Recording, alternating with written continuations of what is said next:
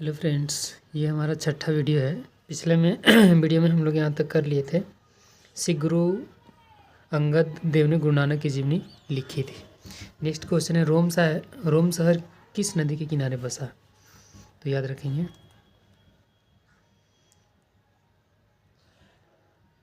रोम शहर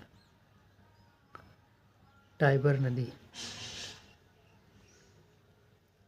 के किनारे बसा है।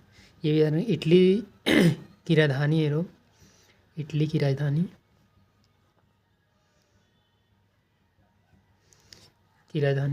रोम है। रोम को पोप का शहर भी कहा जाता है, इसलिए याद रखेंगे, क्योंकि ईसाई के जो प्रमुख होते हैं पोप, उनका निवास स्थान के लिए ये रोम प्रसिद्ध है। तो इसको लिख लेंगे, यह शहर पोप के निवास के लिए प्रसिद्ध है। पोप के निवास के लिए प्रसिद्ध है। पोप बोला जाता है किसको? तो ईसाई धर्म के प्रमुख को पोप कहा जाता है।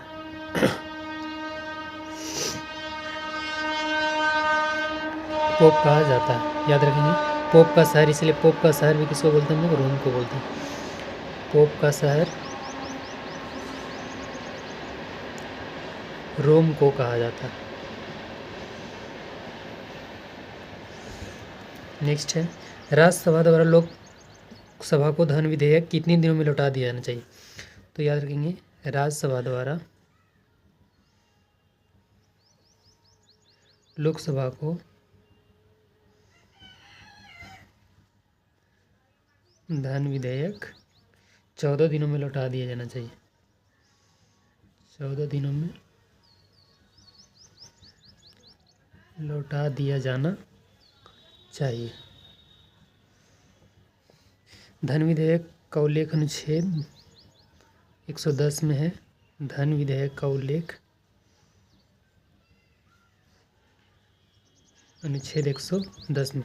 मिली धन विधेयक पे लोकसभा का एक अधिकार होता है। राज्यसभा उसे 14 दिन तक अधिकतम रख सकती है। अगर 14 दिन के से ज़्यादा रखना चाहिए तो वो नहीं रख पाएगी, क्योंकि वो ऑटोमेटिक लोकसभा जो है उसको पास कर देता है धन विधेयक को।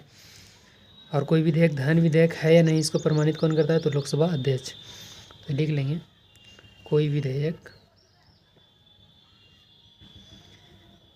धन विधेयक है या नहीं, प्रमाणित कौन करता है? तो प्रमाणित लोकसभा के अध्यक्ष करते हैं।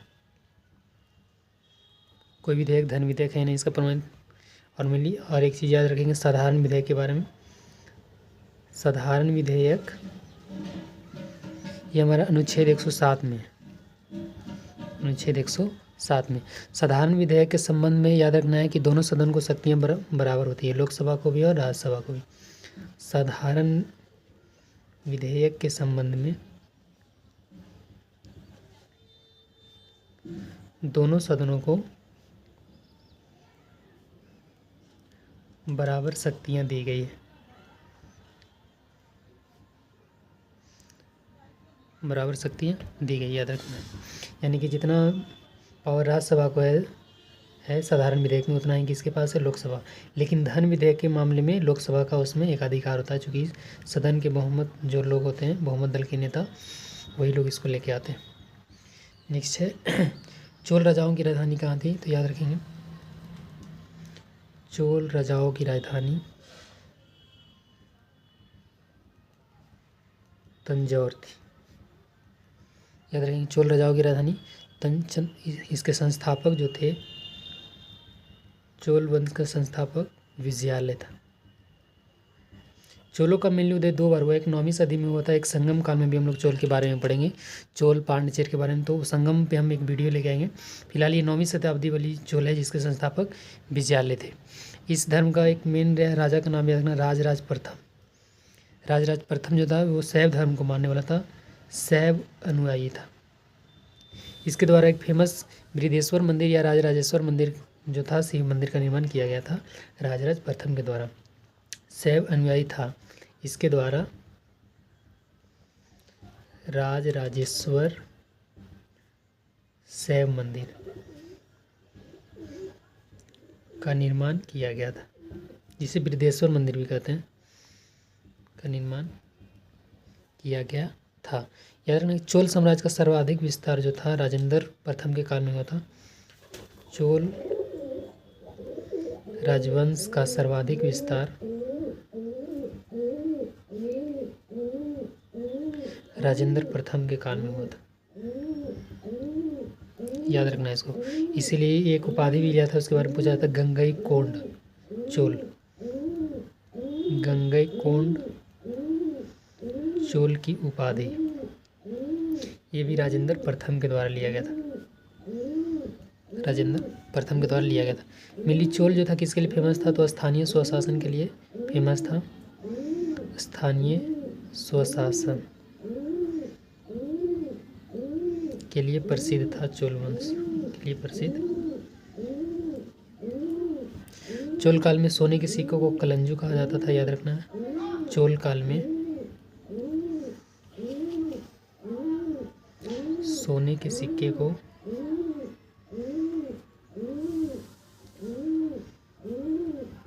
कलंजू कहा जाता था। एक उत्तर मेरूर अभिलेख है, उत्तर मेरूर अभिलेख चोल वंश से संबंधित है। मिली प्रांतक प्रथम के समय का ये चोल वंश।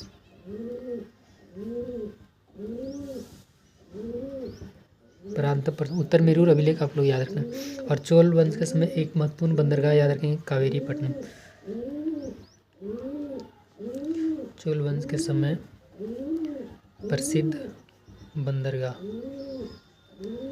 कावेरीपट्टनम था, याद रखेंगे इसको। नेक्स्ट ये हमारा एक पेज कंप्लीट हुआ। नेक्स्ट भारत में अंतरिक्ष आयोग एवं अंतरिक्ष विभाग का स्थापना कब हुई थी, तो याद रखेंगे भारत में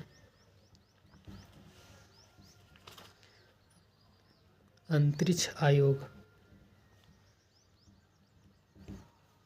एवं अंतरिक्ष विभाग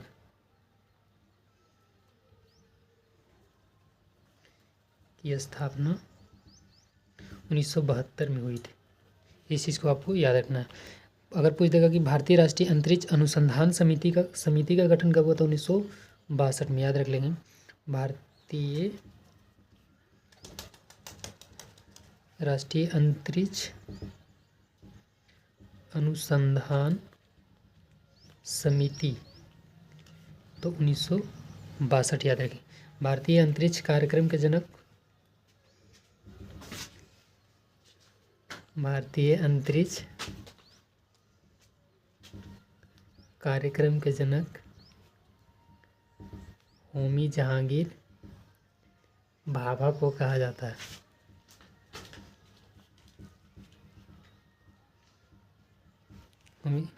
डॉक्टर विक्रम साराभाई को, डॉक्टर विक्रम साराभाई को भारतीय अंतरिक्ष कार्यक्रम का जनक कहा जाता है। इस चीज़ को आपको याद रखना। इसी में इसरो का याद रखेंगे, इंडियन स्पेस रिसर्च ऑर्गेनाइजेशन जिसको बोलते हैं। इसकी स्थापना 15 अगस्त 1969 को हुई थी, याद रखिए, जिसको हिंदी में बोलते हैं भारतीय अंतरिक्ष अनुसंधान संगठन। इसकी स्थापना 15 अगस्त 1969 को हुई थी। इंदिरा गांधी के समय में ही हुआ था इसका स्थापना। और एक चीज़ याद रखेंगे, स्वदेश निर्मित उपग्रह जो था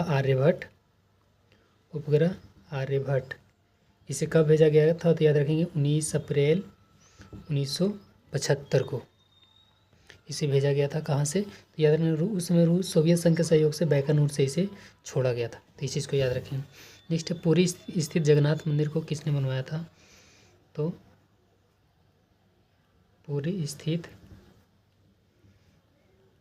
जगन्नाथ मंदिर को गंग वंश के शासकों ने बनवाया था। गंग वंश के शासकों ने बनवाया था। मेनली ये जगन्नाथ मंदिर विष्णु या कृष्ण का अवतार है, जो भी आप बोल लें, उन्हीं का ये मंदिर है। इसका निर्माण मेनली 7वीं शताब्दी में वो जो थे गंग वंश के एक मेनली इसको 2 राजा बनवाया था। एक तो इसका निर्माण कार्य चालू करवाया था अनंत वर्मन और बाद में इसको पूरा करवाया था भीमदेव। तो याद रखेंगे इसका निर्माण कार्य आरंभ करवाया था कलिंग का राजा था अनंत वर्मन। कलिंग राजा अनंत वर्मन। पूरा करवाया था, याद रखेंगे, भीमदेव। और ये जो मूर्ति है जगन्नाथ मंदिर, वो मूर्ति लकड़ी का बना है। याद रखें, मूर्ति जो है लकड़ी का बना है। और इसमें 3 मूर्ति है जगन्नाथ मंदिर में, 3 मूर्ति। और वो मूर्ति किनका किनका, एक तो जगन्नाथ, जिनको विष्णु भगवान बोलते हैं, जगन्नाथ भगवान, और एक है बालभद्र और सुभद्रा। यहीं से रथ यात्रा पुरी से ही निकाला जाता है। इस चीज़ को आपको याद रखना। नेक्स्ट है, बांग्लादेश में गंगा नदी को किस नाम से जाना जाता है? तो याद रखेंगे, बांग्लादेश में गंगा नदी को पद्मा के नाम से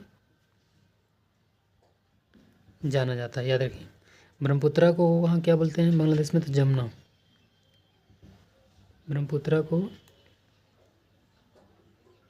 बांग्लादेश में जमुना के नाम से जाना जाता है। तिब्बत में ब्रह्मपुत्रा को, तो याद रखेंगे, ब्रह्मपुत्रा को तिब्बत में शांगपो के नाम से जाना जाता है। और यही अरुणाचल प्रदेश में ब्रह्मपुत्रा को हम लोग अरुणाचल प्रदेश में दिहांग के नाम से जानते हैं। असम में मेनली इसका नाम ब्रह्मपुत्रा पड़ता है। और एक चीज़ याद रखेंगे कि जब ब्रह्मपुत्रा, जिसे बांग्लादेश में हम लोग क्या बोलते हैं, जमुना, प्लस और गंगा नदी, जिसे भारत में गंगा, लेकिन बांग्लादेश में इसको बोलते हैं हम लोग पद्मा। और यही जब दोनों नदी मिलती है तो उसी का नाम हो जाता है मेघना। यानी कि मेघना नाम से ही ये बंगाल की खाड़ी में गिरती है। इस चीज़ को आपको याद रखना। हैदराबाद तथा सिकंदराबाद को जुड़वा शहर के नाम से जाना जाता है। तो याद रखेंगे, जुड़वा शहर, हैदराबाद और सिकंदराबाद। जुड़वा शहर से याद है, एक जुड़वा खनिज का नाम भी याद रखना है। जुड़वा खनिज किसे कहा जाता है? तो सीसा प्लस जस्ता को जुड़वा खनिज के नाम से हम लोग जानते हैं। महाभारत का प्राचीन नाम क्या है? तो याद रखेंगे, महाभारत का प्राचीन नाम जय संहिता है, जिसे हम लोग युद्धों का पुस्तक के भी नाम से इसको जाना जाता है। युद्धों का पुस्तक किसे बोला जाता है? जय संहिता को बोला जाता है। ये मेनली महाभारत का रचना जो किए थे, महाभारत का रचना वेद व्यास के द्वारा किया गया था। महाभारत में कुल कितने पर्व है? तो याद रखेंगे, जिसे अध्याय बोलते हैं, कुल पर्व 18। और याद रखेंगे, महाभारत का युद्ध भी 18 दिन चला था। महाभारत का युद्ध कितने दिनों तक चला था? तो 18 दिनों तक चला था। नेक्स्ट हमारा, सबसे प्राचीन वेद कौन सा है? तो याद रखेंगे, सबसे प्राचीन वेद कौन सा है? तो ऋग्वेद है। मेनली जो है ऋग्वेद का रचना जो है, याद रखेंगे, सबसे प्राचीन वेद ऋग्वेद है। और ऋग्वेद में इसमें कुल 10 मंडल, 1028 सूक्त। वेदों की संख्या कितनी है? तो याद रखेंगे, वेदों की संख्या 4 है। और ये है ऋग्वेद, यजुर्वेद, सामवेद और अथर्ववेद। ऋग्वेद का रचना याद रखेंगे, एक आगे पढ़ेंगे हम लोग, वैदिक काल, और एक है उत्तर वैदिक काल। ऋग्वेद की रचना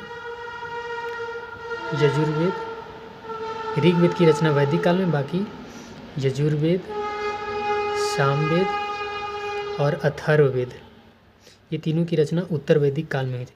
ऋग्वेद में टोटल 10 मंडल है, जिसमें आप लोग याद रखेंगे ऋग्वेद के पूछा जाता है ऋग्वेद के कौन सा मंडल में गायत्री मंत्र का उल्लेख है, तो याद रखेंगे तीसरे मंडल। ऋग्वेद के तीसरे मंडल में गायत्री मंत्र का उल्लेख है। 7वें मंडल में दशराग युद्ध का उल्लेख है।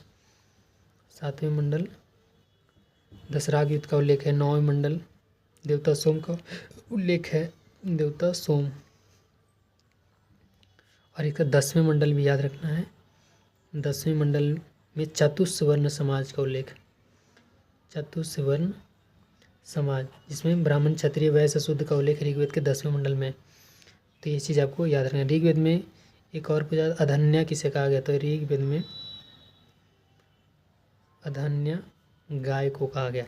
ऋग्वेद की सबसे पवित्र नदी किसे माना गया है, ऋग्वेद की सबसे पवित्र नदी सरस्वती, इसे देवी तमा, नदी तमा या माते तमा भी कहा गया है।